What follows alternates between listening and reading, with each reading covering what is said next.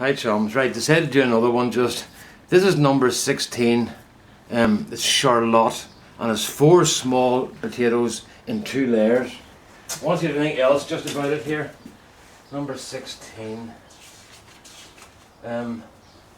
Yeah, it's in B&Q Verve and Bloodfish and Bone and Spuds Galore. So this is new compost. These boys should have been out around about July time. But there you go, we're getting them now. So they'll probably be huge things. Huge boy. We talk about lifts there. When I came here first, I live about almost exactly a mile from the local shop in the village. So I used to walk down into the village. Well, sorry, I used to try to walk down into the village. And I would get about maybe 100 metres or 100 yards from my own house. And a car would pull up and go, "You going down the road, boy?" And I go, am I? Come on ahead, sure, I'll give you a lift. You see, I was new, and people were wanting to know, who's this new person then, you know? Now, I had a bit of pedigree here because this is the area my father was from, so they all knew me from my father, so it was kind of, they were quite happy enough when I moved in because the status quo was stayed intact, you know? They said, well, he'll maybe not wreck the place, you know? But it must have been a year or more before I actually managed to walk down to the shop and walk back without somebody giving me a lift, because it's just the nature of living out in the country. You see somebody walking, you give them a lift, especially if it's raining. I would always stop for people in the rain, except for one of my friends last year in a huge thunderstorm, and the rain was so heavy I couldn't see him until I drove past, and Rosemary said to me, "I'm surprised you didn't give Malachi a lift." And I went, "Oh, what, is that him?" And she went, "Yeah." I went, "Oh God." So I turned the car, but by the time I turned, he'd gotten a lift from somebody else, you know, but I felt rotten about it. But what do you call it?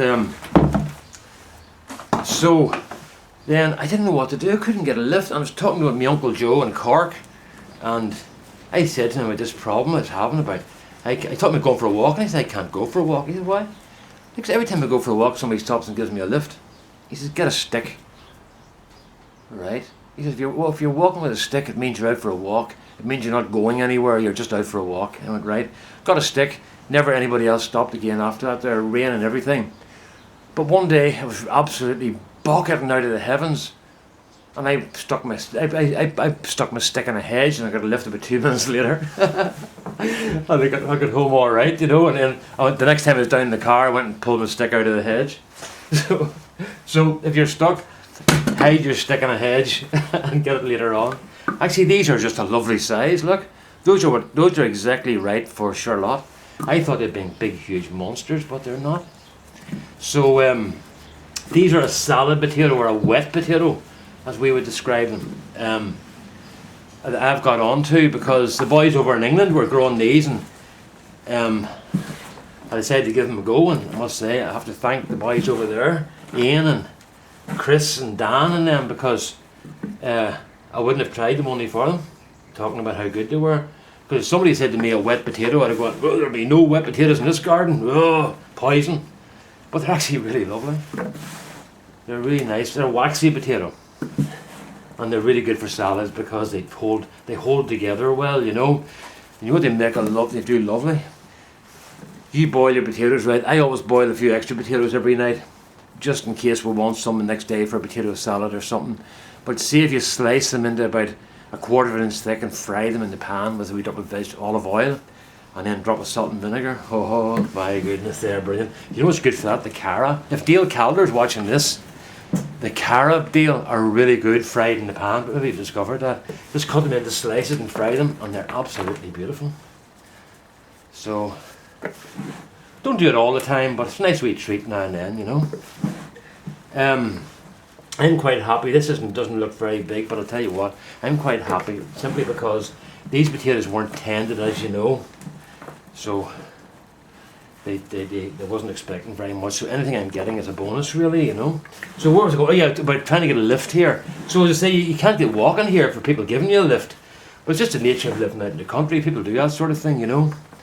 Part of it is hospitality and generosity. Part of it is nosiness, to try and find out what's going on, you know. Have you any news, you know? So I do it too. So but What was I going to say to you? So it's a nice way to be, you know, just when you know you're not going to be stuck and neighbours look after each other. We had an incident here a while ago, and you don't think, it's very quiet out here and stuff, but when my son was at school, he came home and the house, he'd forgotten his key, but he noticed that one of the bedroom windows was open a wee bit. There's one of the little tiny small windows at the top, and he's a big long lanky guy, he's like 6'3" now. And he got through the window, and about 2 minutes later there's a knock at the door, and there's one of the neighbours over to see was everything alright. He'd spotted Dermot getting in the window and came over to see what was going on. So it's nice when you know that sort of thing's going on, you know. Look at that. I'm really happy with that. For a small potato, that's really, really good. I'm delighted, really delighted. So, let's see, get these all packed away. Just throw those wee ones away, to do. So, oh yes, I must tell you another thing too. Whenever I lived in Canada, the last couple of times I was out there, I lived outside Stony Plain, which is between Edmonton and the Rockies, you know. And I'll tell you the story in a minute, okay? Because I have to do the camera up, okay? So I'll do the camera now. I'll just get my gloves off here. But as I say, I live between Edmonton and Stony Plain on a gravel road. Carville. No, it wasn't Carville. That's in British Columbia. Carville was another place I lived for a wee while. Just temporarily while I was on a job there. Carville, BC. No, it was. I can't think of the other place we call it Town Land. I can't remember what the area was called. But anyway, where are we at now? Yes, that's okay. So, hello. Right. So what have we got here? But £4, £4.5. We're going to go for £4.5. We're on kilos there. I've been studying my little scale in case you didn't notice. I think I know how it works now. Well, £3.8, what's that? About 2.8 kilos. No, 1.8 kilos, I suppose. Thereabouts, anyway. 1.73 kilos. I'm happy with that. For those who are small potato anyway, you know. So, good job. 3.8. Right, I'm going to turn this up and show you, tell you a wee story about what happened when I was working in living in Edmonton. I'll just lift this up a bit because it's just too low. That's more like the height of it now. We'll see what that's like when you pull that back, or it'll scare the life out of you. Right. Right, what do you say? Right. So, I'm just going to need to move that back down a wee bit. Right, so, living in there, driving along, right, there's my hands on the steering wheel, okay?